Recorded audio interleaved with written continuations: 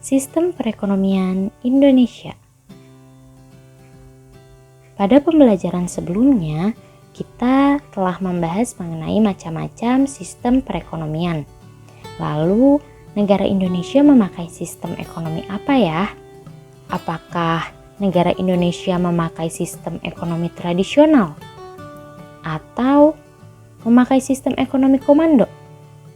Atau sistem ekonomi liberal? Atau malah menggunakan sistem ekonomi campuran? Nah, negara Indonesia memakai sistem ekonomi Pancasila. Sistem perekonomian Indonesia ini mengacu pada Undang-Undang Dasar 1945.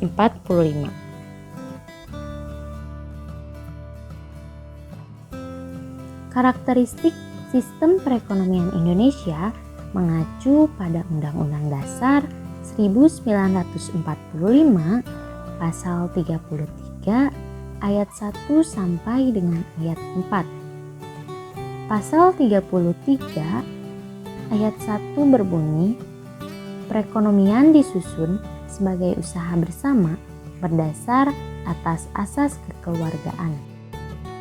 Pasal 33 ayat 2 berbunyi, cabang-cabang produksi yang penting bagi negara dan yang menguasai hajat hidup orang banyak dikuasai oleh negara.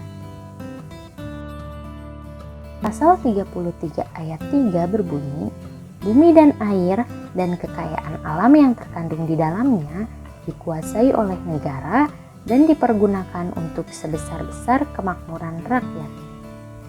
Pasal 33 ayat 4 berbunyi, perekonomian berdasar atas demokrasi ekonomi dengan prinsip kebersamaan, efisiensi berkeadilan, berkelanjutan, berwawasan lingkungan, kemandirian, serta dengan menjaga keseimbangan, kemajuan, dan kesatuan ekonomi nasional.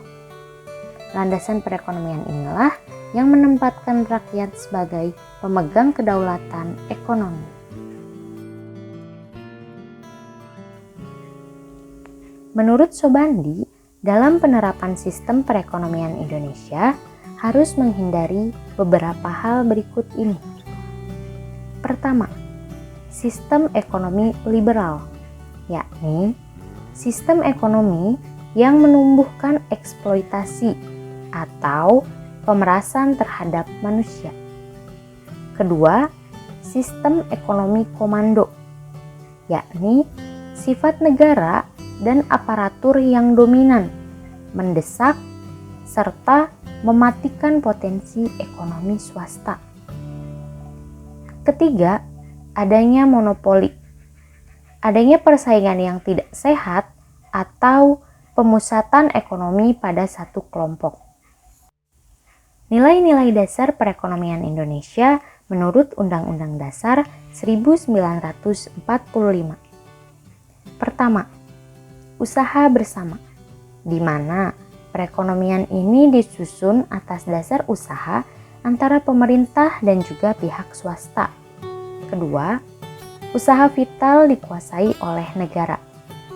Ketiga, keputusan APBN harus berdasar kedaulatan rakyat. Keempat, setiap warga negara berhak atas pekerjaan dan juga penghasilan.